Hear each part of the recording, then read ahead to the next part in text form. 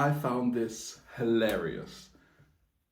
Parents are being judged for spending £100 or less on Christmas presents for their children, or they're only buying their child one present. What is wrong with that? Materials are not important. Materials can fade away and will fade away during time. What you should be teaching kids, which is more valuable than things, are love, kindness, compassion, empathy, quality time.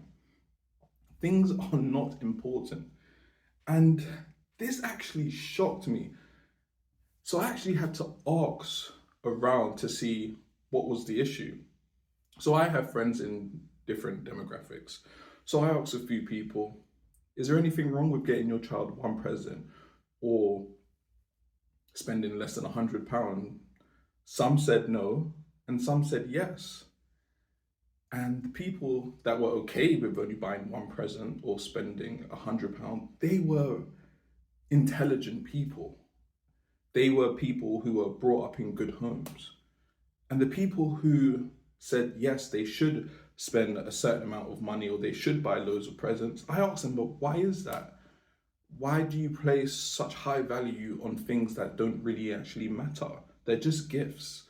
Christmas is about giving and sharing love. It's about someone else's birthday. It's not about your children's birthday. So why do you feel the need to overwhelm them with gifts? Even though it's not good for their psychological, because they're not going to be concentrated when your child's going to be unfocused growing up if they continue with this pattern.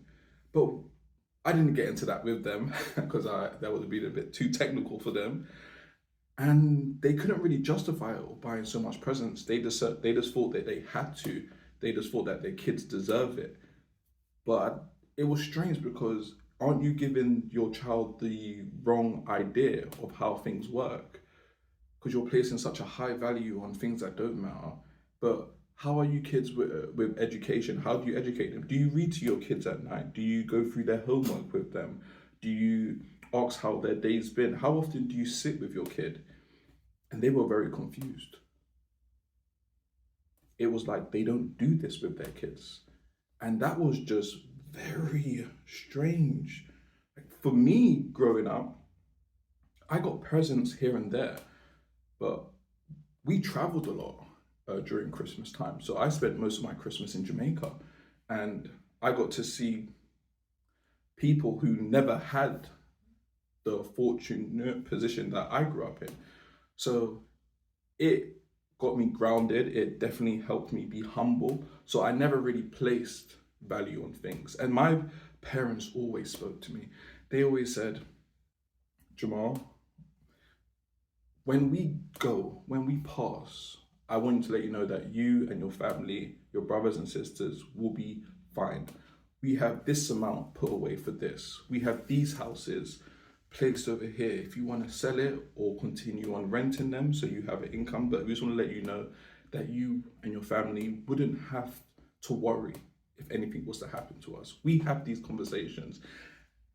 And what I noticed, the people who flood their kids with gifts, I asked them, if you were to die today, how would your kids handle it? Are they okay financially? These people who flooded their children with gifts were practically broke. And it was just so shocking. You're buying your kids so much gifts and you don't even have an investment, retirement, you have no plan whatsoever, but you're spending all this money on gifts. That blew my mind that people actually really live like that. That was shocking to me. And for the fact that people are laughing, so that means you'll laugh at me and my wife if we haven't got children now, but we're trying. You'll laugh at me and my wife because we're not gonna give our children plenty of gifts, no. But we're gonna give them something. If they like something or they show an interest in something, we'll get a very thoughtful gift. We won't get many gifts. No, I don't believe in that.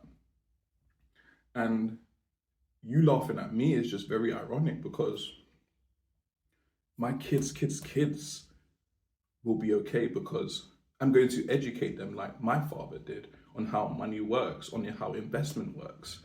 But my kids are going to be awesome. They're going to be great. They're going to have the best life. They're going to go on great holidays. They're going to travel the world just like I did when I was a child. And what was also funny is that these people who flooded their children with gifts, they haven't had the lifestyle that I had. No way near. So if you're being laughed at, I just want to let you know it's okay. People won't understand and they don't have to understand. Let them laugh. He who laughs the longest. So there's no need to laugh or judge anyone. Just let them do their lives. Enjoy your life. You know what you're doing as a parent.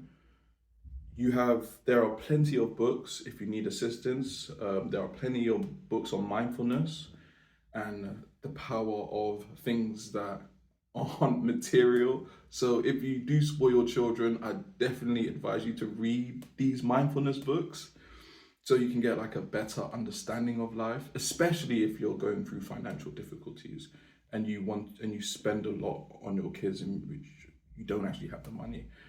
Definitely you start to read finance books and parenting books because you're going backwards. This is backwards. And for those who are being laughed at, you're doing an amazing job. I commend you, I respect you, and thank you for sharing your story.